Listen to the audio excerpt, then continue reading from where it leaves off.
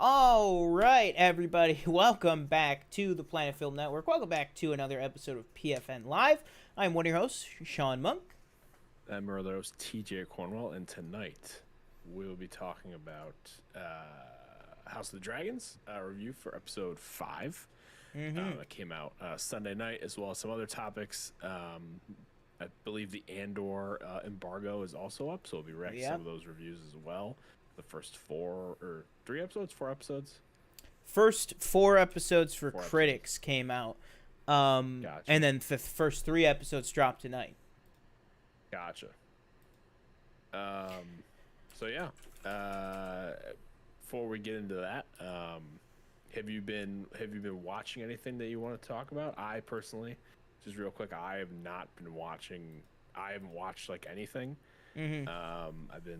I don't even know what I've been busy doing. I think I was busy the past weekend, but I can't place like what I was doing. Been working around the house. Got a new TV, 75 inches. Anthony helped me move it, so shout out Anthony. I went to Best Buy on Sunday. Needed a truck, and so Anthony was kind enough on short notice to show up at the Best Buy with me at the Galleria, and pulled up. Oh, hang on. We're getting What? can barely hear. Oh, okay. Can barely hear. Whom? I'll be me again. It's coming through perfectly fine on OBS. Hello. Weird. Yeah, I'm definitely kind of quiet. I mean, I can hear it on my computer, but I also probably have my volume up, so. Is that, Danielle, is that you could barely hear both of us, or you could just barely hear TJ? It's always me. Just TJ. Do you want to re-add or delete the source and re-add it? Yeah, maybe. And see if that works. Letting us know, is it better now or no? That's better. All right. Okay. Well, let us know if we have any issues or anything. But all right. You're moving your TV, so you went with the 75 inch. We went with the 75 inch. Forth, I did some research for about a few days. Not much, but now much louder than you. Okay. Well, I'll try to. Maybe I can lower myself a little bit, but yeah. So we moved the TV. Showed up to Best Buy. We were waiting in line for like the pickup thing, and there was like this really big TV. There was this really big TV on a cart, like over to the side. Yeah. And Anthony was like, "Oh, that one's really big." I was like, "I'm pretty sure that's it." And he was like, "Oh yeah." Shit. So they brought it out, and we put it on his truck. We got it on there, and it didn't fit flat, and so we like had to stand it up. Oh my god! Like you would carry it, and we like strapped it on the top, but we only had one strap. So we were driving down this, or he was driving down the side streets with his like hitch open, and we were just making sure it didn't fall. And it didn't fall. Holy crap! The Best Buy guy was like, "Yeah, if it falls, just take a picture and say that's how it came, and return it." I was like, "Okay." But yeah, got it here. Danielle helped me hang it up, and I'm happy. I'll say, I'm very happy with it. Yeah. It's just you the TV. I know you haven't seen the house yet, but the 50 inch just wasn't big enough for the wall. Wasn't cutting it. And I actually thought we had a 55. We had a 50 on the wall. Oh wow, yeah. So it was even smaller than I thought. But yeah, I'm happy with it. And then the 50 will probably go behind me at some point. I just have to buy another mount. But yeah, I watched House of Dragons on it. It looked fantastic. Let's see. Yeah, it was a brighter episode than the last few. I didn't know if it was the TV. I was like, this is really bright. Yeah. I watched Jedi's Return, the Obi-Wan Kenobi little documentary thing, and that was it. That's all I've watched. What about you? Have you watched anything recently? Yeah, I still have been watching a lot more of TV than movies. It's just been I don't know. I just haven't had the uh chance or the want to go out. Actually, you just remind me. I should log the Obi-Wan documentary. But it just gives me. I haven't had the chance to go out into the world to actually like sit down and watch a movie. Just because I've been working a lot lately and everything, and I didn't actually when I wasn't working, when I was on vacation, I didn't go see anything either, just because I was. TJ's been TJ's been playing doctor. Yeah, Danielle got her wisdom teeth out yesterday. Oh, so I've been taking care of her. Yeah, been through that. Yeah. Very recently. Well, shout out, hopefully speedy recovery. Enjoy the applesauce and mac and cheese that is coming your way. But yeah, I just haven't been out to the theater. There's a lot of stuff I want to see. Woman King, even stuff that I've missed previous to just this week. Barbarian I still haven't seen, which I really was looking forward to. Oh yeah, Michelle says shout out to the nurses and staff of the Buffalo Mercy ICU. I had my mother was in the hospital last week, I believe. And so between that and a scheduling thing, that's why there was no regular show last week. But we did have the D23 live stream. But again, yes, thank you to the nurses and everybody in the ICU. A couple of them watched the videos and then subscribed to the channel. So shout out if you're watching. But like we said, we did have D23. So we did our D23 stream. And at the end of that, we kind of gave a little bit of our wrap up. But I feel like both of us, kind of walked away feeling pretty satisfied. There was definitely some things that I think were lacking, at least for me, that I found. But I couldn't believe then when we kind of turned off our stream and I went on to like wider Twitter, how many people were saying that they were like so disappointed. I was so surprised. But what do you think about D23 now? Firmly in the rear view and everything. Well, I mean, when we were watching the stream, I think we had already said there was like multiple things that we thought or expected to be there, and just weren't. I'd say probably Fantastic Four news specifically, but overall, I'd say I was pretty satisfied. I thought you could probably argue that Comic-Con announcements were bigger than D23 announcements. Which is pretty surprising considering D23 is the Disney like convention type thing. Star Wars again was a little disappointing. Nothing for Acolyte, which again I was shocked. What was there anything else for Star Wars other than like what was for Star Wars? I don't remember. Yeah, like you said, nothing at all on Acolyte. It was like Tales of the Jedi. Tales of the Jedi, we got a trailer. Yeah, and, the Mando trailer. Yeah, Mando trailer. Was there anything for Bad Batch? No. Wow. Yeah. Nope. We got the Bad Batch release date, but that was just like said on stage. It wasn't even like a trailer or a teaser or anything. Or even like the people that were there got the Indiana Jones trailer, but there was no title, there was no poster for everybody else. Like, I don't know. That was just kind of surprising to me. But yeah, I would say it was fine. It wasn't like blow away announcements, which I think a lot of people were expecting. I was definitely expecting like something crazy. And Thunderbolts, obviously, I think that was people were kind of figuring that was kind of happening.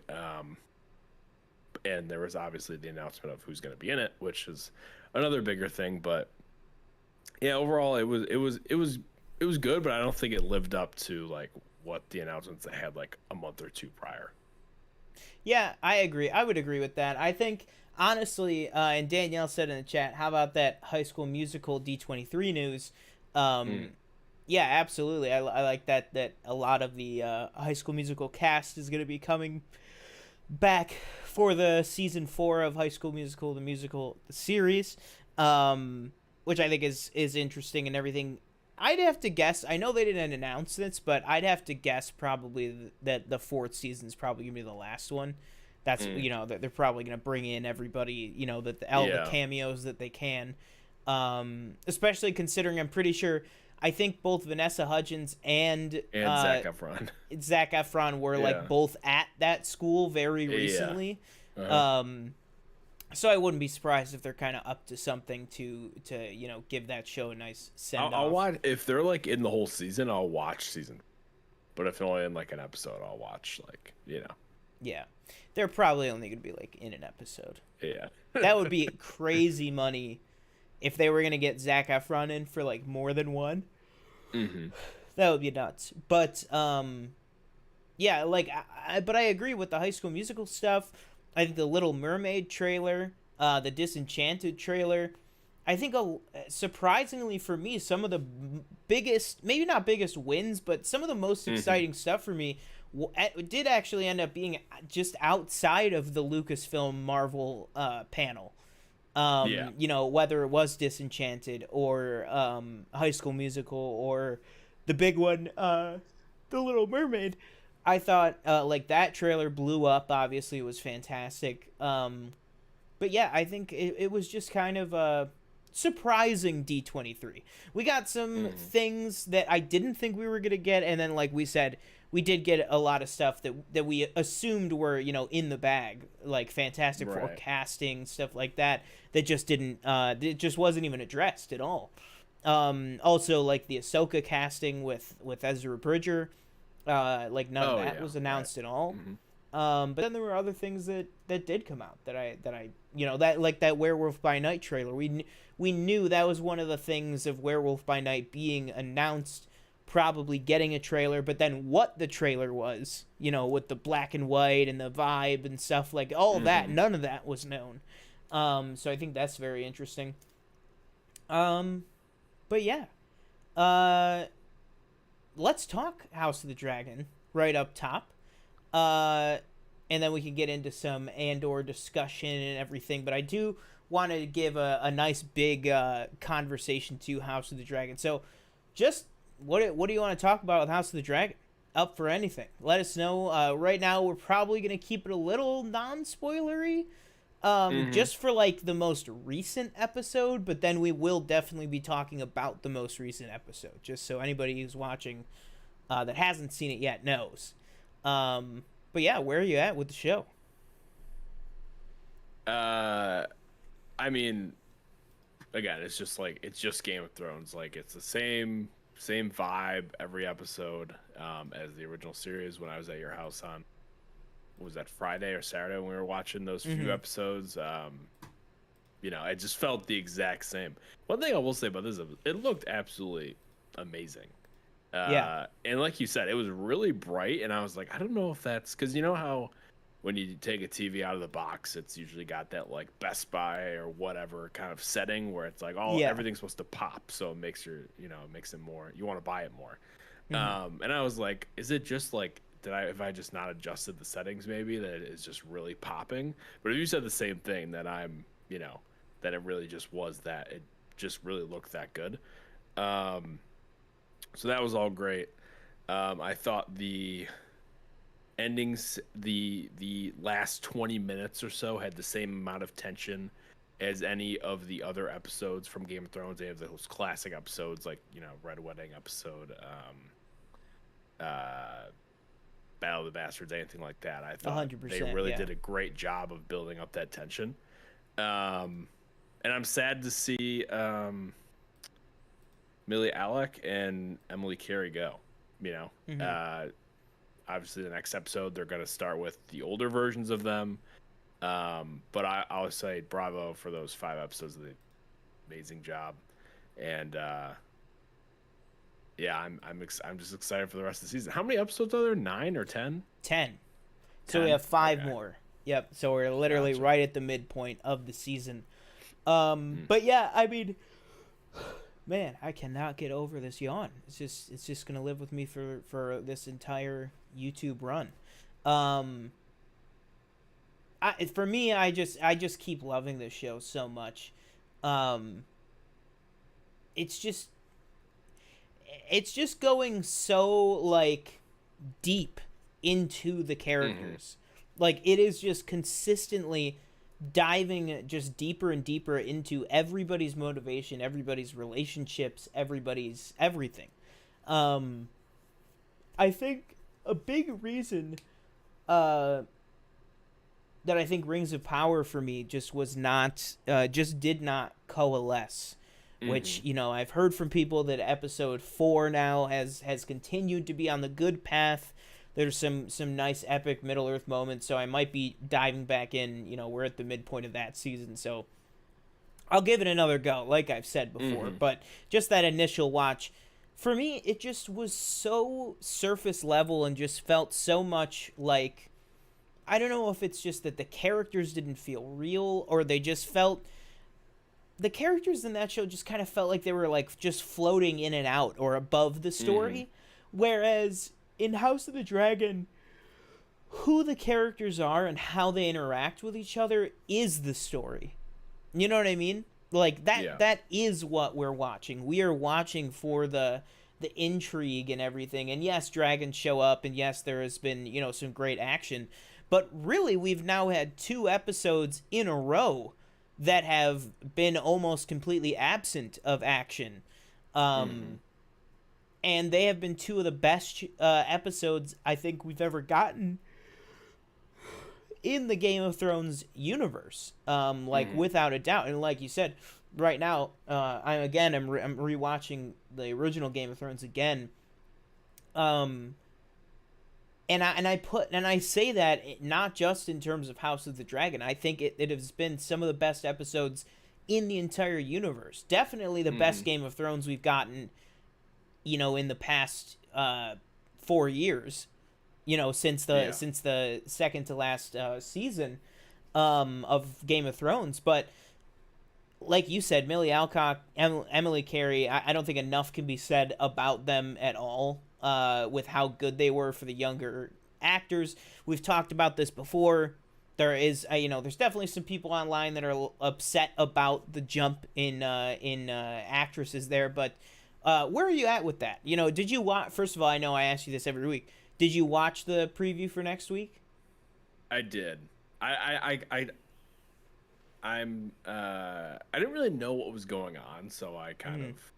You know, especially because they're kind of they're not new characters, but like they're older. I don't know what point in life, how far we've jumped. So I was a little confused, honestly. Yeah. But obviously, you know, I'll know more when the episode comes out. Yeah, Alicent in it. I would probably say, I'm gonna assume it's been 6 years. I'm trying to think now. It's been probably 8 years from this episode to next episode, because Alicent says that all the crab feeder stuff, she says that was a decade ago, or it's been a decade. Jeez. So it's about 10 years from episode 3, so figure Aegon will probably be like 10 or 12, I think, if I'm doing all the mental math correctly. But either way, it's close to 10 years later. And then that's not even the last of the time jumps they've already said. So, right. Because now we're going to get these incremental time jumps with the older actresses. So, I think that'll be super interesting. But again, just kind of diving into this new episode. Now, we will go into spoilers here for episode 5 of House of the Dragon. For me, consistently, again, best moments, best characters, thing I'm most invested in right now has got to be Viserys. To me, Patty Constantine and the writers have just pumped that character full of such nuance and issues and like inner turmoil, and Patty Constantine is just playing him like so pitch perfectly that, like, to me the best scene was when he goes to Driftmark to ask Lord Corlys, who again, Lord Corlys Valerian, to me is again just a fantastic character. Just does not take shit. You know, knows that the king is now coming to him. Whereas, we saw years before, it was the opposite, that Corlys was like, hey, you should marry my daughter. We'll get this going, all that stuff.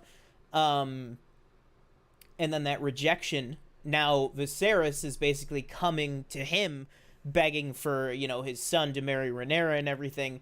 And Corlys definitely appreciates that kind of switch, because he even pulls the, if they are to have children, wouldn't they take the name Valerion? And, he's trying to get everything he can get from Viserys, because he knows that Viserys needs him more than he needs the king at this point. But just that scene to me was just so well done. And when his cousin, when Rhaenys like grabs his hand, and she feels that he's missing fingers, and she's like, are you okay? And he's like, I'm great. I'm doing very, very well. Like he's just so. The guy is just falling apart, and is just refusing to acknowledge it. Which is heartbreaking and just fascinating and great to watch at the same time. But what were some of your favorite moments? Well, something I just want to say, like, about the episode, and again, time jump again, we're assuming, like you said, maybe, a decade or 8 years as the next episode. What is going to be the aftermath of everything that happened at the end of this episode? That's why is that addressed in the book? Like, because I just feel like maybe, and again, I haven't seen the next episode, so maybe it's all kind of brought up, or it's brought up at some point. But like, he beats that one guy to death. His name escapes me. Kristen Cole beats up Joffrey. Forget his last name, but the Knight of Kisses or whatever. His first name's Joffrey, though. I know that. Yeah, so he beats him to death, and then he goes into the garden and is about to attempt suicide, and then Alicent comes out and stops him, and she gets him. Yeah. At this point, I'm kind of like, what, what's gonna happen? But at the same time, it's like, well, next episode, it's 8 years later. So I'm like, what? What is the fallout from this? Like, am I going to get to know, or are we just going to, like, kind of I'm sure, well, I think in general, we'll be filled in with context for sure, but I think in general, the show sets it up that Alicent especially, has just got Kristen Cole over a barrel. And I think it's a barrel that he is very willingly, going over for her, which is, she showed him mercy earlier when he snitched on himself, because, we had that classic, and I will say that too, in a lesser show, I'm just going to throw it out, like CW, like Flash, like something like that. In a show like that, you always have that cliche of somebody is asking someone about a situation, but they're not saying specifically what it is, so the person thinks they're talking about one thing, but really they're talking about another. And that's exactly what happened with Alicent and Kristen Cole, that she was talking about Daemon and Rhaenyra, but not using specifics, and then Kristen Cole, assumes kind of what she's talking about, and then jumps to, yes, you're right, there was an infidelity, I broke my vow.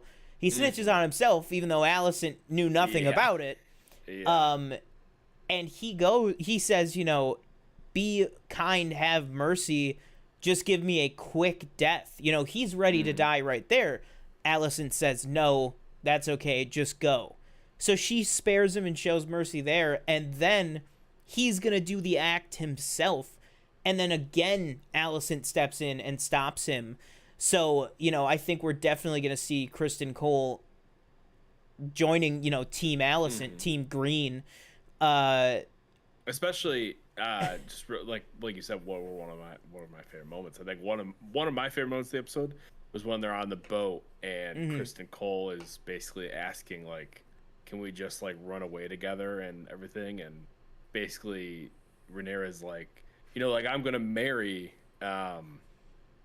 Sir Laenor, but that doesn't mean we can't still fool around like we were doing the last episode. And he's like, well, that's not what, like, I don't want that. Like, I want to be with just you. Like, I don't want to be this, this side piece that exactly. You run to when, and obviously Sir Laenor has his own things that he's doing. Um, and they have that agreement that they're going to see other people while they'll still be married for the public perception. But I really like that scene where they're just kind of going back and forth, and he's very and when she says no too, he is like, I gave up, my oath of the Kingsguard to protect you and all this stuff for what happened, and now, you're letting me, I'm not priority, I guess, per se, to you. Yeah. And I thought that was a really big moment for his character. Yeah, it's like I gave up everything to do that with you, just because your life might not change, or just because Laenor is okay with this, I'm not okay with this. And then that to bridge us all the way now to the wedding, that goes to what happens with him and Joffrey of you might be okay with this, but I, Kristen Cole, I am not okay with it. You can't just assume that. So I think when Joffrey goes up to him and is like, hey, I think we both have an interest in this relationship. Kristen Cole is like, I don't know you. What are you talking? Maybe you are in on this situation or not, but everybody's get away from me. And he's not in on it, Exactly. Yeah. And I guess that kind of, because I texted you, I was like, I was like, what caused him to have that reaction to him saying that? It's pretty crazy too, because we haven't talked about Daemon at all, but he walks in like this guy who's clearly not, he should not be here at this wedding, but yet he walks in, acting like nothing's happening, nobody's looking at him, and then you get that little quick 10-second 15-second scene with him and Rhaenyra, and then they start to build the tension, like people are dancing, it's getting louder, and Viserys is looking over like what's going on, and all of a sudden it's like Kristen Cole is beating the hell out of Joffrey, and you're like, what happened to Daemon? He just disappears. So that again, like I said, that was again another high moment for me, for just building the tension, not knowing what's going to happen, and then it's being something that you definitely did not expect.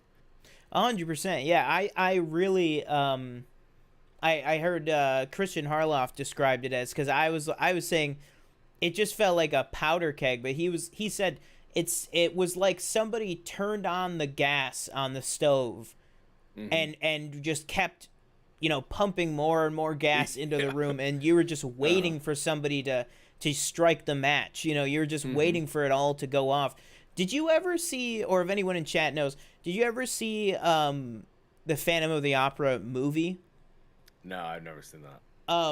So the song Masquerade is very kinetic song that ramps up in speed and goes crazy, and there's this dancing and stuff, and the way that it's shot in the Jerry, or not Jerry Bruckheimer, in the oh my god, he just died, who did the 2 Batman movies, Joel Schumacher, Schumacher,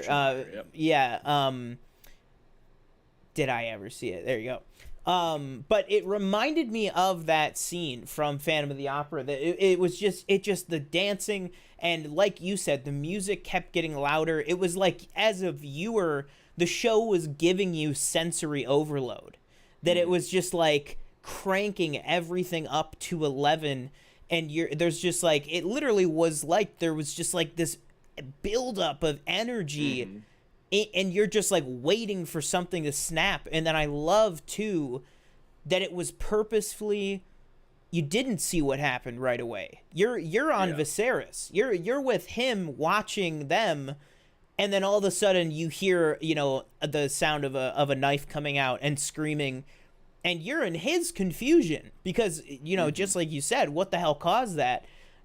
That's exactly what everyone that's there is thinking too, and I love the way that they shot that, because it could have very well been the exact same events, but we could have seen Kristen Cole make an angry face and then walk over to him and be like, I'm getting this guy, but I like that they kind of left it open-ended that way.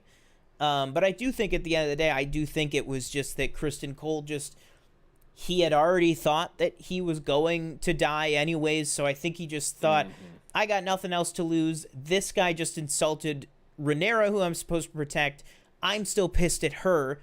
He's coming up to me saying that he knows that I'm sleeping with, the woman who's going to be our queen. I think he's pissed about that. Pissed that this guy just like kind of comes up to him and assumes to know, or says I have all this information on you, and I think he just snaps and just goes for him.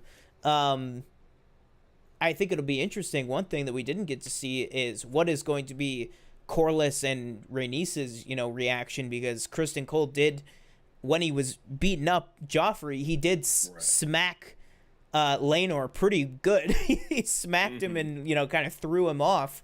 So I'll be interested to see what happens with that. Also, not to mention, Joffrey was like a servant of their, he looked to be like he was kind of a, Theon, with the Starks, like that he wasn't a member of the family, but he lived there. So I'll be interested to see what the repercussions are for that. But yeah, now we're moving into this territory with this time jump where we're finally getting closer and closer to the actual Dance of Dragons, about this actual Targaryen civil war. We've been kind of getting a lot of this build-up, and now we're finally getting to it. Where do you think some of these people are going to side with, like I was thinking today, I think I was like when I was driving home from work or something, I was like, I was just thinking about different people, and I was thinking, and tell me if I'm off base with this. Okay. So the Sea Snake, let's like Corlys and Rhaenys, the Valerians. I say they're probably going to side with Rhaenyra, because you got to figure so Corlys is already, predisposed to liking Daemon. So he's probably going to lean towards Daemon because Daemon's going to back Rhaenyra. But also now Daemon and Laena were flirting it up at the party. She was saying, oh, yeah, you're a dashing prince, all this stuff. So now they're flirting up a storm together. Now Rhaenyra is married to their son, so they have the vested interest in her being on the throne. So I think that they're probably going to side with her. But then also, to throw an additional wrinkle in it, in the preview for the next week's episode, Alicent's talking about how Rhaenyra's kids, they don't very much look like Laenor, do they? They look very white with very dark hair. So maybe that'll get. What does that do for Corlys? Is he going to be like, I'm on your side, but my grandkids don't very much look like my son.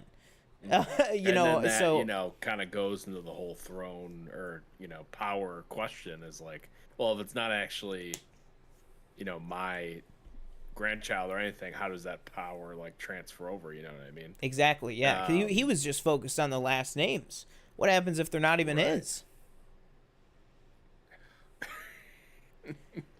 I have a question for you. Where is this the last we see of Otto? Is he just gone, or is he coming back? That is a great question. I was thinking about that. I think he comes back. Okay. Or I'm pretty. I won't say I think he comes back. I think if you cast somebody like Rhys Ifans, I think he's definitely coming back. I think we'll even see him next episode. I just don't know, what does that look like. I was surprised that he left King's Landing. I mean, it wasn't like it wasn't like he was banished. But I think Viserys did say, like, he gave him a retirement package. I think he said, like, we'll have a you'll have a staff, taking care of you and all this stuff for your years of service to the realm or whatever. But, I was surprised that he up and left King's Landing altogether. But I think he'll definitely be back. And I don't know. I think I just don't know who's going to be Hand of the King if and when there is a new monarch, which my guy Viserys is not looking like he's long for looking this rough. world. Yeah. And it is breaking my heart every episode. But hey, in the season 6 trailer, somehow he lasted another decade. Somehow he's holding in there. He looks like he's 90. That is one thing that is so sad. It's just like he looks so old. But he's only supposed to be like 45. He's what he has what is like the disease he has? I thought he I has saw it, leprosy. Leprosy, right? Yeah, he get which like a lot of people were thinking. I know you and I even speculated. You know, is he gonna have like grayscale, like what Jorah had and everything like that? Is he gonna have like an actual like Game of Thrones disease? But then Patty Constantine this week came out and he said that he doesn't. He actually just has like regular leprosy. But I'll pull this up here. He looks like he just saw like the Ark, and he's like, he's itching. Yes, I agree with that. 1 second, guys. Let me get this up. Oh boy. Like that's not even the worst shot. There's worse shots. Yeah, yeah. The thing is too, is this right here. This is him. This episode. This is him in episode 5. This is only one episode difference. This isn't even him at the beginning of the series. Because at the beginning of the series, his beard is dark. He's super skinny. He's got this, flowing blonde, thick hair. He's already, heavier and, hair thinning and everything. And then this is just like 8 years later. Like I said, he looks like he's in his 90s. And he's only supposed to be like 45. Is it fair? Like I crazy. said, or I think I said this last week, or maybe I said it on Friday. It's fair to assume that like this is all just from him. Like he got this from sitting on the throne, literally. Like it's literally just like stabbing him every time. Well, he I sits think down. the leprosy was probably he already had. It was like like an infection or type thing like that. Like, well, I think the leprosy he probably. I don't really know how I don't think it's a contagious thing. I think it's like something you're born with or something you would contract from something. But I think I think the idea is it's both. Is we see him get the cut on his finger, and then basically what happens is the cut doesn't heal. That's basically what leprosy is. It deteriorates your body, but also, if you get that cut or anything, it doesn't heal, which is, I think, why then we see him lose those 2 fingers in the following episode. So I think it's both problems on top of each other, is that he's getting these infections and these cuts from the Iron Throne over and over again, which is saying a lot considering most of the time he's wearing some sort of armor. But, I don't know, man. I just think this guy is not long for. What do you think if we're doing a Deadpool here, what do you think? What episode do you think he's making it until? I think he'll probably make it. I'm gonna say either second last episode. I'll probably say second last episode, because Game of Thrones kind of like a Ned Stark history of having the big things happen in the second last episode. Yes. Of the season. I definitely agree with you. It can't be past this season. Yeah, I'd be pretty surprised. Yeah, and that, yeah. Man, like, look at this guy. This guy, he, like, his hair, like, you see that, TJ? Like, his hair there is so, like, thick, and he's probably only supposed to be, like, 38 there, like, late 30s, probably. And then that's him less than 20 years later. Yeah. And he looks like he's aged 60 years. Not to use this this example so soon, but he looks a lot like Prince Philip when he was still kicking. But anything else you want to go over with House of the Dragons or House of the Dragon before we move on to some Andor reviews? I don't think so. Nothing comes to mind. Yeah, like we said, show keeps continuing to ratchet up the Oh, I know what we could talk about. We didn't even talk about the opening. How did you like finally seeing the veil and seeing Daemon's wife and kind of what was happening with all that? I was a little, that was interesting because now realizing it, I think in the moment I was confused on who that was because I thought that the other lady was his wife. Do you know what I'm talking about? That lady, like when he's hanging out in her house or whatever, when he comes home from that night out with Rhaenyra, and she comes in, she's like, "What the hell are you doing here?" Do you know you know who I'm talking about? Oh yeah. No, I thought she that was his wife. Yeah, she was just a lady of the night. Okay. That she was the same one that he brought to Dragonstone. Correct. Right. Yeah, that's the first time. Okay. Yeah. So yeah, in the moment, I was kind of like, don't know who that is. Like, interesting that that was pretty brutal. Mm-hmm. That poor horse. Although it looked like it got up and ran away, so good for the horse.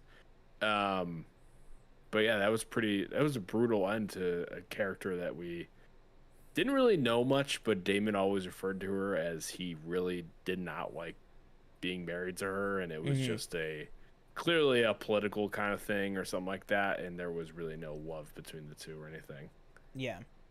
I think the funny thing is, because obviously, he says, in the very first episode that we see him at the small council, he says to Otto, he would rather spend his nights with the sheep in the Vale than her and stuff. Right. And it's like, she's very, pretty and, totally fine looking and everything. And I think that it just goes to show, it's just like, I think he just doesn't like her because she doesn't like him. She's not buying into the whole, you're this dangerous, prince that does whatever he wants type of thing.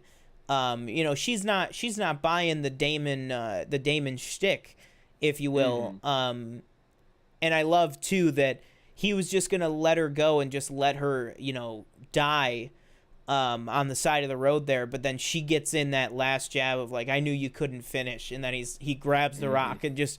I love that you get the transition of the knife coming down on the fish so that they don't, They said only one head being smashed per episode. Yeah. Couldn't have two.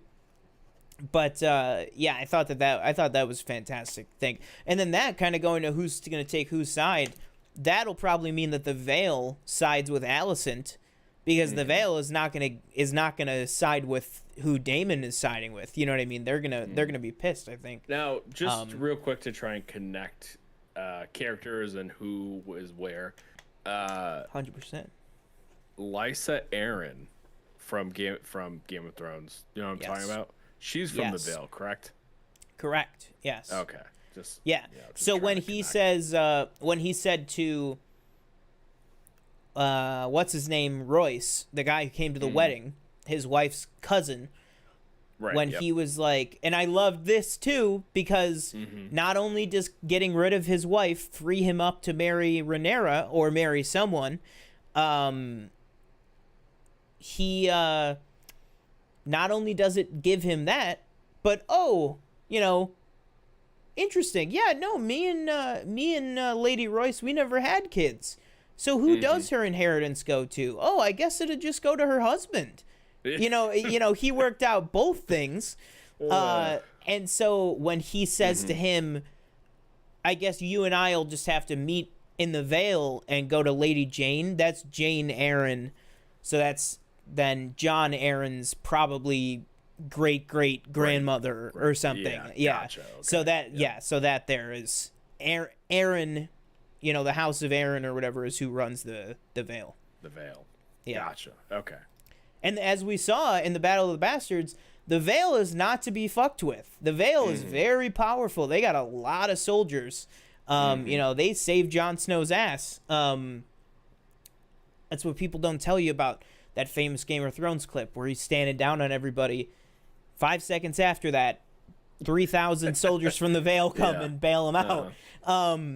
But that being said, if the Vale goes on Alicent's side, especially when a full-on war breaks out, this is going to do some shit. Now, I do have a question though, and I know you don't know this. I don't even know this. In the book, when they say the Dance of the Dragons and the Targaryen Civil War, is it actually like war? Like, do you think, like, is this going to actually be like how we had Tywin and Robb Stark, in their tents with all these soldiers and men? Like, is that where this show is going? Or is this just going to be firmly in King's Landing, political show? Because also the first season of Game of Thrones is very much set, there's also other stuff, but is very much set in King's Landing, just because you have so many of them in there in that first season. You're really only going to like Robb and Jon and a few others. But what do you think? Because I genuinely don't know. I don't know if are we going to see a battle in season 4 at the Vale? Or is this all just going to be this political stuff in King's Landing? What do you think? Yeah, probably have to guess it's a little bit of both. At least I forget what season we were watching. Was that season, 3, 2? Season 2. It was like the end of season 2. Just thinking about like that season of Game of Thrones, the episodes we were watching, it was a little bit of both. I mean, obviously they had so many characters. Like we were like, oh, we haven't seen Robb Stark in like 2 episodes. Yeah. And then we, he's Varys. Kind of You were Varys. For those who don't, TJ was over and we watched like 4.5 episodes of Game of Thrones or something like that. And the entire, like the scene right before he got there, Varys was in, and then he was like, where's Varys been? Yeah. And then he finally came back in, like, at the end of the last episode. So, yeah, I think... And that goes to say, too, about this show that's been different, is it has been... Otto leaves King's Landing. If this was Game of Thrones, we'd get at least a scene with Otto, in Old Town. Or on the road to Old Town. But that's not what this show is. We stay with the Targaryens. We stay in King's Landing. Which I think has been very interesting. It's been a very contained show. But I think we're getting so many of these additional kind of side characters that I think at a certain point, King's Landing is going to snap. So I think you have to kind of spread the board out a little bit. And also, you have dragons, and we know that King's Landing is not openly attacked by dragons, at least for another 200 more years, and then the entire city is brought down. Right. She will not be the Queen of Ashes, but anyways. Thanks, Season 8. So I would say probably eventually, I think we will see battles outside of King's Landing. I think we will see things like that. I think probably eventually we will see Winterfell in this, show. We could have very easily... And that is also, too, what I like. The start of episode 4, I think it was episode 4, where we see her at the tour where all the suitors are coming up to her in a line. And that is at... I believe it's Storm. I think it's Stormhold or something. Where the Baratheons are from. So I like that. Like they showed us a new location. Rather, they could have very easily just been like, or Storm's End. Sorry, Stormhold. I don't know what. I'm watching too much fantasy stuff. They could have very easily just been like, oh, here's a great opportunity to have her be at Winterfell. Have her be seeing guys from the north. But they were like, no, let's go. Let's show a location that we've never seen before. Let's fill out another corner of Westeros, that we never even went to in Game of Thrones. So I really like that too. I thought that was nice. But I am excited to kind of see it branch out and kind of stay a little bit more with some of these other characters going forward. But speaking of going forward, let's go ahead and move on to some of this Andor talk. So we got a lot of these first reactions with the hashtag Andor. I know I've watched a lot of... it's funny. I know I've watched a lot of Andor reviews today, as we talked about earlier before the show, that the review embargo dropped at noon today, to pretty unanimous love and adoration for the show. Mm-hmm. I know it debuted with close to 200 reviews. It debuted at an 89% on Rotten Tomatoes, which is like very good, especially for that many reviews. For it being almost 200 that means basically there's at least like 160 positive reviews for it on Rotten Tomatoes at the very first day. Which is for me a very good sign. But I know you've seen some of this Andor reaction, but what are some of your takes to the fact that it seems to be a very grounded, very character rich story, and what are some of the stuff you're looking forward to tonight? Yeah, great news that it came out to such positive reviews. I think it was fair to be skeptical considering it. Just feel like again this show's been in development for so freaking long. And the previous shows I think have been, guess I want to say hit or miss. I know, you know what, I wouldn't say that. I'd say they have a pretty good track record of their previous shows. Obviously Mando has been fantastic, pretty much all around season 1 and 2. Boba Fett was kind of and Obi-Wan was, it was mostly good, I'd say. There was a few things maybe that didn't really connect, but other than that, I thought they were great. And Andor is apparently like more Mandalorian, if anything, more like just like quality wise. Some people saying even better than Mandalorian. Yeah, which again, wow, that's fantastic. Yeah. And me personally, like I wasn't very sure I was very excited about the show, just considering I wasn't really that interested in the character. But if it's more like kind of Rogue One-esque in the way that it's shot or acted, everything like that, I'm all, or story-wise, I'm all for that. But yeah, I'd say I'm pretty excited now because everybody, again, like you said, the consensus seems to be like it's very good and you should definitely watch the show. And they've already greenlit season 2 as well, so. Yeah, I am very, very excited that this is just. It just seems like Tony Gilroy just has this entire show just perfect, just mapped out entirely, and they're just pulling the trigger on stuff. It's just this is what we want to do.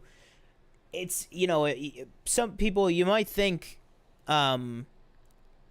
it's a pretty interesting structure how they said this first season is going to be a year in 5 BBY, and then the second season is going to be 3 episodes are going to be 1 year, 3 episodes are going to be the next year, the next year, the next year, and then eventually to bring us right up to the beginning of Rogue One. I think that's so interesting, but the fact that they already know that's what it's going to be, the fact that they know exactly how the story's going to play out, what's going to happen, how they want it to go, it just gives me a lot of confidence in not just the show, because Mandalorian is like, oh, Dave Filoni and Jon Favreau working on a show together. The trailer looks great. I'm sure it's going to be great. I'm going to be very excited, to see this show, The Mandalorian. I'm sure the show is going to be great. And it was. But this is giving me so much confidence, not just in the show, but in the story, in the actual story that they want to tell. I think it's going to be really, really good. And like Obi-Wan, what was some of the best stuff that we loved about Obi-Wan? Some of those scenes where it was just dialogue with him and Leia talking about, that he was taken when he was a kid. He grew up in an orphan family, of the Jedi, just like she was adopted, by the Organas and stuff. And I thought that, that stuff was really great. We just didn't get much of it in Obi-Wan. Definitely not in Boba Fett. And then like Mandalorian, we really didn't. We get that stuff sometimes, but it's not really about that. Mandalorian is much more the kind of action adventure show, which I'm not saying is a bad thing. I just think that it's nice that Mandalorian can exist kind of more in this action adventure vein, and then Andor can be more of the drama, the rich story thing, kind kind of like a House of Dragons, and that's honestly I've seen more than one review today, compare Andor to House of Dragons, that they are just taking these characters and just diving deep into these characters and letting them populate the story. Letting the actual characters say, what's happening and conveying everything to us. I think that's just going to be refreshing to see, on Disney Plus for sure, because not a lot of Disney Plus shows have been like that. I think I talked about before, Miss Marvel for me, maybe not the best MCU Disney Plus show, but definitely the one that had the biggest, here's the story we're going to tell, here's the beginning, the middle, and the end. Miss Marvel was a very well thought out television story. Andor sounds like it's going to be the same way.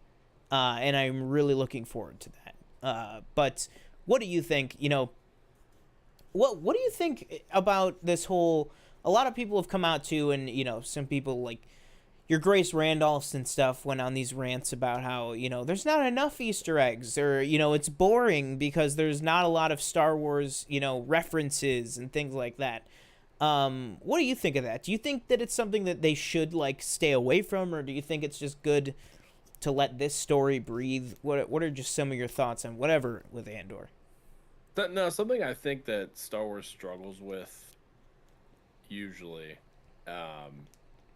is that they don't know, and a lot, this talk to death, how everything always has to relate back to a Skywalker or something like that. It's okay for it to be its own thing.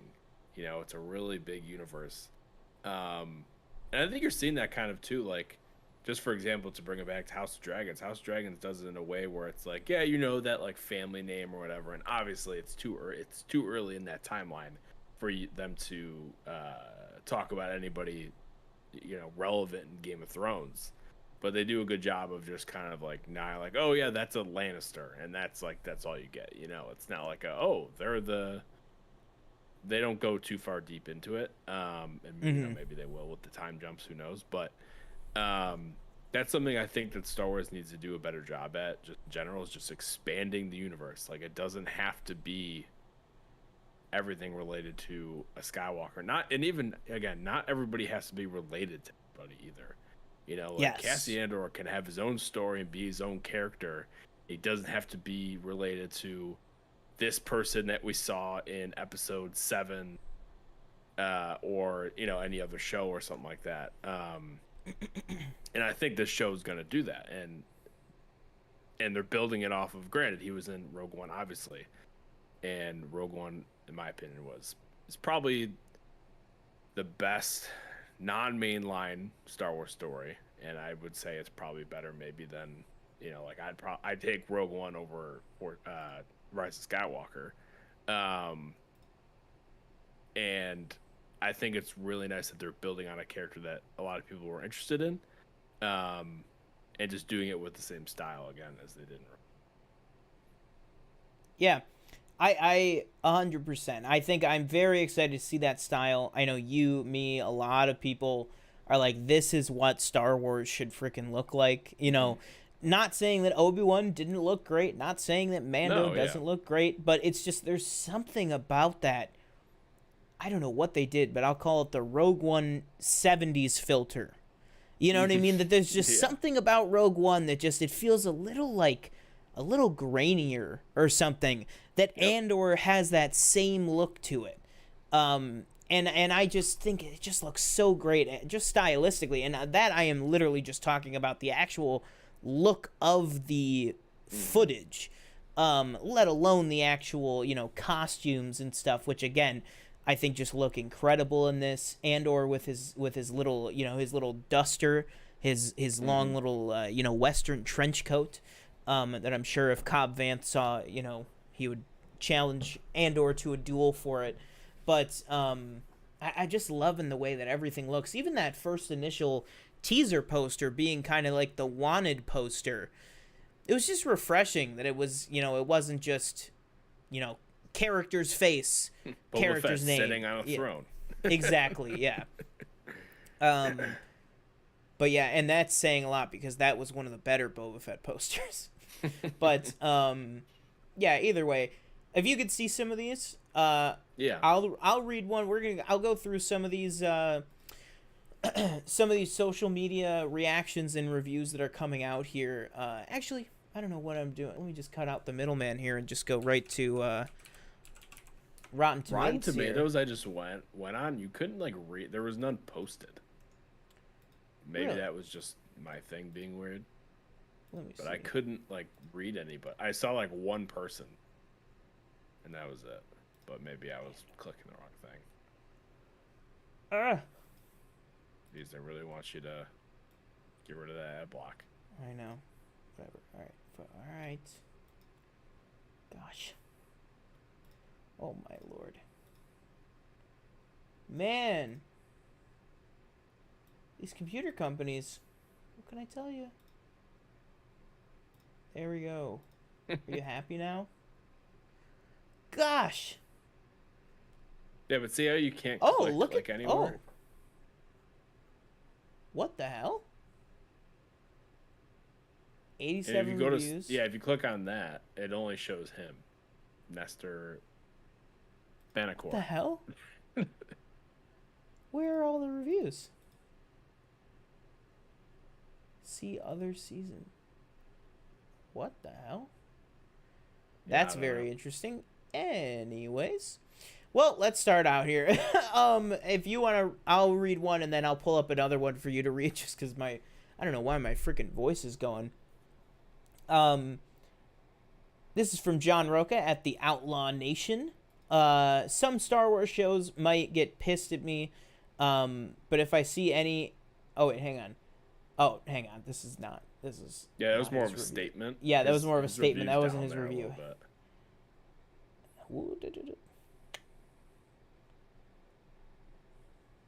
I saw it earlier. I don't know where it is. Don't worry, darling. I'm going to see that this weekend. You are going right out to see it? Yeah. Damn. I saw his review on there. I don't know where it is. Did I miss it? Maybe? When were the episodes released? Well, they got the screeners like For a week, them, I mean, like that's what a I week meant, or two yeah. ago. But the Okay. the review embargo was up today at Today. noon. But then the social media embargo was up after that. All right. Well, anyways, here he says Andor is the greatest Star Wars content since Disney took over the franchise. The direction, writing, acting, music, visuals, and story deliver a gritty, grungy, ground-level series that will enlist you on its journey. So wow, yeah, that's pretty good right there. It's what a lot of people are saying is grounded, which I think is very exciting. But yeah, you want to take this one, or I'm pulling them up. I don't know why I'm not pulling them up. Yeah. So Dan Merle said, now that the Andor social embargo is lifted, it's easily the most cinematic of the Star Wars shows so far. The first 3 episodes should have been presented as a 190-minute episode. The breaks between are very random, but it's a great episode. The acting is top-notch. The cinematography is beautiful. Lots of shooting on location. A great score from Nicholas Britell, and some solid writing thus far. There's so much ground left to cover, but I'm hooked thus far. Much more than when the review embargo drops next week. Yeah, I mean, everybody seems, or at least, through 2 people, everybody seems to have the same thoughts. Again, gritty. That's big. That seems to be like a big thing that is through everybody else's reviews, that it feels very much like Rogue One, which again, great. I gotta rewatch Rogue One. I haven't seen it in a minute. I would have seen it if it was re-released here, but unfortunately it was not. Yeah, exactly. I really wanted to see that. I mean, I wouldn't say where I work, but I have access to an IMAX theater for the company I work for free. So I was really, really hoping that we were gonna get it, but we didn't. And then I felt a little bit better when I looked it up that it was only at like 10 theaters anywhere. And the YouTube channel Eckhart's Ladder said something like, I really wanted to see it, but the closest showing was 600 miles away. Right. I was like, New York City it was showing in New York City, which is a little closer than that, but still, I don't want to drive hours and hours and hours just to see Rogue One on IMAX. No. But that being said, I do hope it gets re-released again, just because what a great movie. I think maybe we'll revisit Rogue One and do maybe a Rogue One centric episode coming up soon. Kind of like we did for Attack of the Clones back in the day, just because of Andor coming out. But yeah, let's see. Is this one right here? I think so. This is Alan Sepinwall.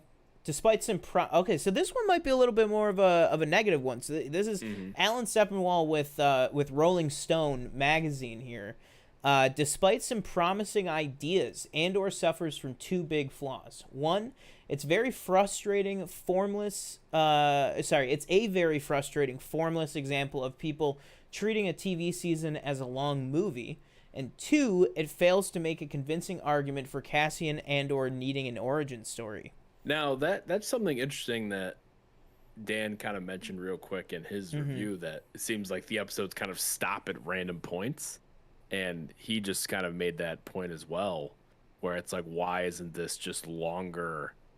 Like, why isn't this just maybe like a movie or just like a 2-part miniseries or something? Why is it, multiple episodes that we're just kind of cutting random spots? I'm interested to see how like, just the randomness, like that, how they're cut between episodes. I wonder if that carries out throughout the rest of the episodes as well as you go into 4 through 12. Yeah, the consensus I've gotten, like I said, I'll say I watched Dan's full review, I watched Star Wars Explain's full review, Eckhart's Ladder full review, and Christian Harloff's full review, and they all said that exact same thing. Oh, and Jeremy Johns, I'm pretty sure. Yeah, I think I watched his. Although that might have been House of the Dragon. I think I watched a couple of his videos today.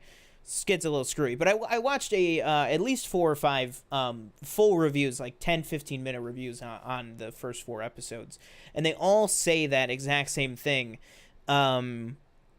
which is the cutting at random parts. But something that Star Wars Explained said, and I think it's probably fitting that it was Star Wars Explained, a lot more familiar with how Star Wars go. Oh, and Force Center with Ken Hapsok and Joseph Scrimshaw. That was the other one. That something that Tony Gilroy said as well is that this show is kind of split up into Clone Wars style arcs of the 3 episodes. So something that Star Wars Explained said is the first 3 episodes are very much their own arc, and then the 4th episode that they got was kind of the start of a new arc. So he said that there was kind of abrupt kind of credits in the first 3 episodes because the 3 episodes, I think, are kind of meant to be split up into these individual arcs, because I think originally we heard that this show was going to be like 5 seasons, and it was going to be like 4 to 6 episodes per season. But now it's been split into 2 seasons and 12 episodes per season. So I think what they did was, I think that maybe they did just split these up and create these arcs. But basically what they said was, maybe the first episode doesn't feel, completely fulfilling on its own. The second not on its own. But then in the third one, all 3 episodes come together and wrap up really nicely. And then we kind of move on to a new arc or a new thing in the story that's happening. So maybe that's why. Maybe it is done intentionally as that kind of a thing, that it's just split up into these kind of Clone Wars style arcs. But I guess we'll find out later tonight. Are you staying up to watch this? I know it's a big commitment because it's like an hour and a half. Yeah, I was just thinking about it. It's a question. You working Is in the morning? She-Hulk also tonight? No, tomorrow. Thankfully, She-Hulk, remember, moved to Thursdays. I always forget. So, but if we were back in the Ms. Marvel Obi-Wan days, then yes, absolutely. will be overlapping. Mm-hmm. But do you work in the morning? Oh yeah, of course. Yeah, yeah. So me, I'm maybe also maybe it's a set an alarm, wake up at 3 a.m. type thing. yeah. That's what I'm thinking. I'm either thinking that or I'm thinking because it's gonna be probably a shorter episode today, just because Right. we got Andor tonight, and we both work at 9 a.m. So I'm thinking maybe it's a instead of 3, maybe it's like a 7. That's probably what I'll do. Actually, is I'll probably get up at 7. Or I guess I'll have to get up earlier than 7. I guess. Get up at 6. That was like 7. Or if I woke up at 7, I wouldn't be finishing Andor until I need to already be out the door and on my way to work. Yeah. So I'll probably wake up at like 6 and then watch the episodes, and then I will put up a immediate reaction video like I've done for some She-Hulks and some episodes of House of the Dragon. And then TJ and I both were aiming for Thursday. Looks like we're going to be able to do Thursday, but don't quote us on that yet. But we will have an actual Andor review of the first 3 episodes up on the channel, like a full one as well. But tomorrow, whether it's, hopefully not, but whether it's this morning at like 5 a.m. or whatever, I will record a Andor review for you guys before I go to work in the morning. I can't guarantee that it'll be up, but I'll get an immediate reaction out there as soon as I can. But yeah, I mean, I'm super excited for this. We got Adam Halavic here from Heroes Reformed. Says, review embargo for Andor is up, which means I'm going to use this opportunity to tell you how incredible it is so far. The dialogue is sharp, the storytelling is strong, and the acting is fantastic. This is the spy thriller you've been waiting for. So again, we're hearing all of this stuff. Spy thriller. Exactly. This is a spy thriller. Somebody said, a Winter Soldier-esque. Which is very interesting. We got Jacob Fisher here. Says first 4 episodes of Andor are incredible. Cassian, Mon Mothma, and the supporting characters are all strongly acted and fantastic, especially Stellan Skarsgård's Luthen, and the actual look of the series will take you right back to the brilliant production design of Rogue One.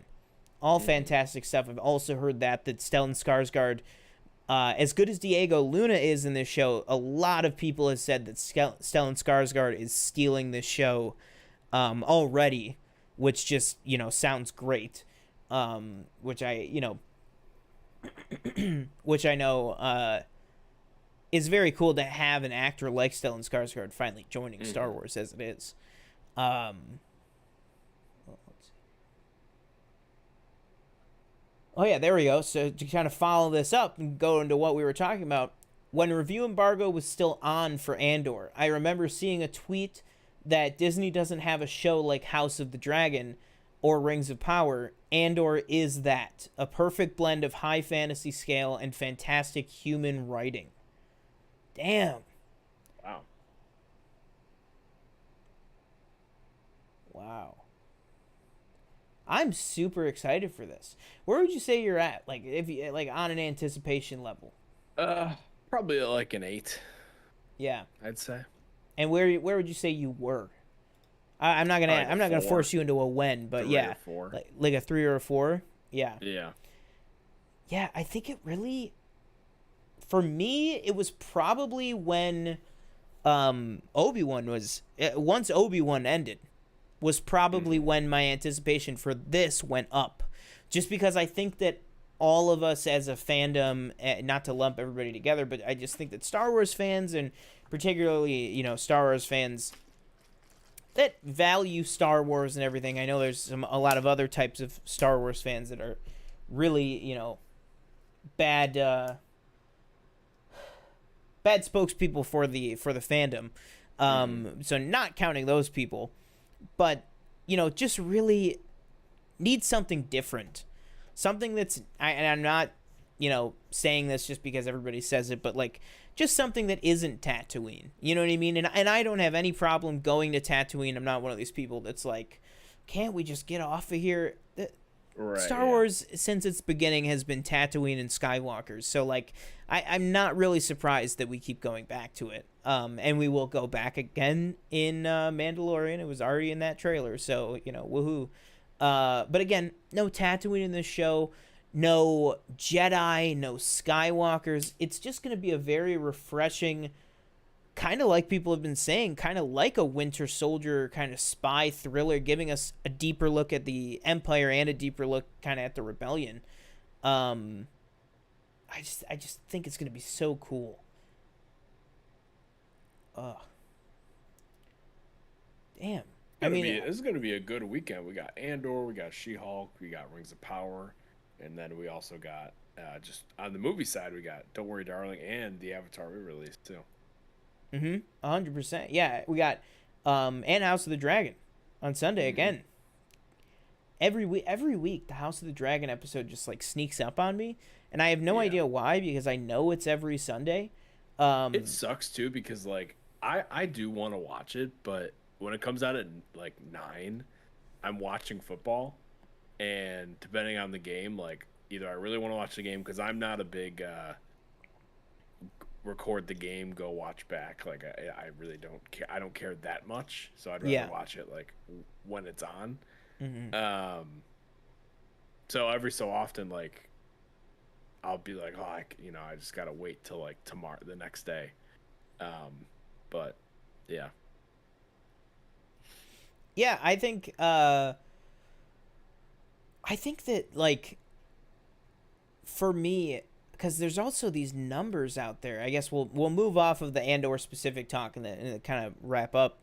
For me, like these numbers that we're seeing for House of the Dragon, I saw something today that said that every House of the Dragon, or that HBO Max subscriptions have gone up 13%, like a 13% spike since House of the Dragon came out, and that each episode of House of the Dragon averages 29 million viewers per week. Like, to give you an idea, Better Call Saul brought in about 2 million viewers per week. And this is, you're talking about almost 30 million viewers per week tuning in and watching the show, most of them when it comes out or the night of. And that's why I always think that this model that HBO and what's the other one that does it? Amazon Prime have of coming out actually at 9 p.m. Eastern instead of 3 a.m. Eastern, I think is a way better model, because it lets people see it and it makes it event television. Because as long as I'm off of work, which, knock on wood, somehow luckily I usually open on Sundays, and I'm pretty sure I'm opening next Sunday too, so I'll be home to watch it again. And as long as I am home, I am at 9 o'clock going to be watching House of the Dragon. As much as I had issues with the last season, I did the same thing with Euphoria. If I was home, as soon as it hit 9 o'clock or 8 o'clock, I think it was, whatever it was, I would watch Euphoria right when it came out. The Boys, same thing. Invincible, same thing. If they give it to me at 9 at night and I'm home for it, I will tune in right then and there. I know both of us back in the day, and I know a lot of people, we used to even stay up for the Disney Plus shows. Yeah. You know what I mean? I know a lot of people. Season episode 1, season 1. I was up till 100%. Mandalorian. Same with, Clone Wars season 7. Yeah, no, 100%. Clone. Honestly, you make a great point. My mind immediately went to the Marvel stuff. It's so weird because there's so much Marvel Disney Plus shows now, but then you remember that Star Wars Disney Plus actually started 2 years before Marvel Disney Plus did. But in that time, Star Wars has done like 3 shows and Marvel has done 9. It was just like insane. But yeah, 100%. I mean, Mando and Clone Wars was just like back to back. I mean, I was even staying up for every episode of the Bad Batch. I think Bad Batch is probably where I tailed off of staying up to 3 every week. But then when it came time for that finale, that Bad Batch finale with Kamino Lost, what an episode, man. Bad Batch, great show. People are sleeping on it still. So excited. Can't wait for that to come back, really. It's taken a huge step back in the spotlight just because there's so much live action Star Wars stuff right now. But still, Yeah. Bad Batch is just killing it. But yeah, I mean, I just really wish that they would move to this 9 p.m., thing instead of... Mm-hmm. And granted, I know Disney Plus is changing and is evolving. They're starting to finally spread things out on multiple days of the week. Somebody has clued in Bob Chapek that Wednesday is not the only day of the week. There are 7 days, in fact, that they can release anything they want to on any of those days. But yeah, I don't know. I'm just super excited for it. We'll have I'll have my immediate reaction on the channel tomorrow, like I said, and then hopefully we're aiming to have our full review up on the channel on Thursday. But yeah, is there anything else you wanted to talk about or anything that we missed? I'm trying to think. What about She-Hulk? Did we ever even do I don't think we did a She-Hulk review of the last episode. You did. Oh yeah, I did. Yeah. You did. But what did you think? This was the copyright episode. Yeah, I just wasn't the biggest fan of it. I don't find any of the show necessarily funny. Mm-hmm. So that's probably why it's no missing WandaVision for me. No WandaVision for me, yeah. I enjoy the character. I enjoy kind of, some of the smaller hijinks she gets up to, like the whole dating thing. I thought in the last episode was funny. But that whole kind of copyright thing, they really just kind of lost me with all that. I enjoyed the Daredevil tease. I did enjoy that. I will say that. Yeah. Which was obviously very quick, but and I saw somebody. Yeah. I forget the other girl's name. Nikki. Yeah, I like her, but I'm not a fan of the guy. I don't find him very funny. I really see that is he played Prometheus, Adrian Chase on Arrow.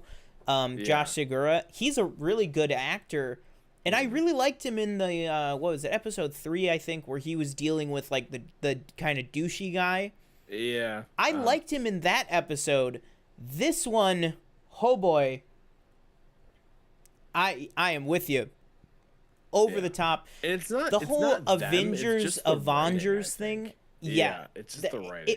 It was too SNL. The whole Avengers buy this discount merch. And I think I even said in the immediate reaction I was like, am I like losing my mind? I feel like we did talk about this episode, but I don't think we did because we didn't have a live stream. Yeah.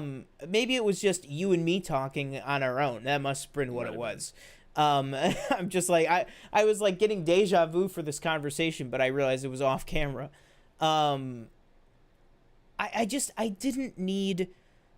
I'm all for the best friend side plot of Pug and Nikki, getting her a suit. Okay, great. What I didn't need was, I know this guy. Let's go to this place. Then have this dumb comedy bit, only to then be told we have to go to a different place to have another dumb comedy bit, just to then get to this thing, to have someone else tell us, this, that, or the other. Like, it was just all these steps. And I said in my immediate reaction, I was like, it really kind of made Jennifer pretty absent from a lot of the episode. Yeah. Which was very weird, and I really didn't like that. I didn't like that she felt like she was missing in her own show for like a good, 10 minutes. And then her actual storyline with the whole copyright thing, like, to me, that was just so filler, just dumb. Not even filler. It was just like, why am I watching this? I really liked the idea of, if there's going to be filler in this show, let it be an interesting court case like last week. That's why I think I liked last week with Madison and Donnie Blaze and all that crazy, stupid stuff, which was crazy, stupid stuff. But it was interesting. This was just like, okay, she's suing her for the name She-Hulk. Like it was just very paper thin. And like, man, she really started producing like that product like quick, like she real was, quick, yeah. Within a few days, she was big making, mistake on her part because the judge order she has to recall all those products. Yeah. Yikes! Yeah, that's really bad decision. You didn't like the? Doesn't she do like the? She said like that in the court, yeah. Yeah, I did not like that. One thing I did like, Mallory Book. I thought that she was good. She got a little extra time to shine in this. The other lawyer from their firm. I did like their dynamic. I hope that their dynamic continues. That is one definite positive of the episode for me. But yeah, I mean, I'm liking the show still. That episode for me really did not do it. It really just kind of overdid too much for me. And I think we're feeling the same way on it. But yeah, I don't know. Now I'll ask you this before we close out here. What is the better show, House of the Dragon or WandaVision? Oh, House of the Dragon. It's not even close. Oh, wow. Damn. He said, what is a house, if not dragons persevering? There you go. Yeah, no, House of the Dragon, definitely a better show. What are your thoughts on this Iron Man game that got announced by EA and Motive? Oh, yeah. Was there a trailer or something? No, just a poster. Just a poster? Yeah. EA did it? EA Motive. Okay. So it's Motive, I guess, doing it. Correct me if I'm wrong, I believe Motive is who worked on some of the Battlefront stuff, right? They did, correct. And like Squadrons and stuff like that, so a lot of good flight mechanics and stuff in Squadrons. I like the fact that it's single player. I like the fact that they said it's going to be a long story and, it's a third person Iron Man game, all that stuff. Dead Space remake as well, it looks like. Oh, there you go. So yeah, but no, I'm not. It's interesting. Man, I hope it. I hope it's not bad. I'll say that because EA. I feel like Battlefront was. Although they didn't work on the first Battlefront, so I guess that's different. I think that was DICE that did that one. Battlefront 2 was definitely an improvement off Battlefront 1. I will say that. For sure, yeah. As much as I did not like the campaign, it was still an improvement. Didn't play Squadrons. Got it. Just never played it. I don't know how many people did play it. Not enough. And then obviously they're working on the Dead Space remake. But it's just for me, like, it's going to be I think it'll probably be compared to, like, Spider-Man, the Avengers. Wolverine game when it comes out. Yeah. Stuff like that. So if it's not, like, up there, they might be in... Not saying that it won't do well, but, they got a high bar to clear. It's interesting to me, and I know that this is easy to say because it's like they already have enough on their plate, but it's interesting that they didn't go with Insomniac. But again, like I said, you can't make everything a PlayStation exclusive, and also Insomniac is already busy with a new Ratchet and Clank game, Spider-Man 2, Wolverine. Like, Insomniac has so much going on right now. That's why it was so shocking when they announced Wolverine. Doing Spider-Man 2 and like all that stuff, like, so I'm interested to see like what you said, but again, what you said for flight mechanics. Battlefront 2 flight mechanics are great, and I'm assuming Squadrons was also fantastic. Even better, I'm thinking especially in terms of Iron Man, the super speeding up, hitting the brake, drifting. Right. You can do all this intricate flight stuff in Squadrons that, obviously that's a ship, but that is also how Iron Man operates. That's how he moves, is more like, a jet fighter that he kind of does a quick start, stop, change direction, and I will say the Iron Man mechanics aren't the worst thing in the Avengers game. It's not the worst part of that game. It's not the best part of that game. That one Iron Man mission outside of the AIM headquarters made me want to punch a hole in my television. But I don't know if you remember that specific one, but that was very rough. I think it took me like 5 hours to complete because I was playing it on the hardest difficulty for some reason. That game looked like it was gonna be so good. I know. All I could just think of is the Hulk hallways. It was just like, how many times can I be this Hulk guy, and I'm just taking a turret out of the wall and throwing it at another camera or something. I don't know what the hell. This game probably was not going to come out for maybe at least like 3 years.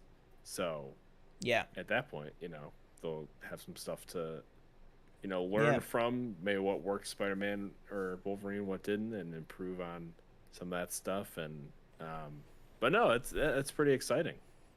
And now we have an Iron Man game.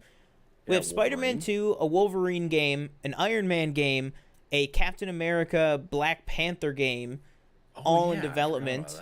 Who is that? Do they know? Who is doing that one? Skydance. Who is normally, I would consider, a movie company. Same. But yeah, I get that's who posted it, but I don't know if that's a gaming branch or if it's somebody else. I don't really know, but I know it's from Amy Hennig is who's going to be working on it. Right. But I just don't know what studio. I really hope.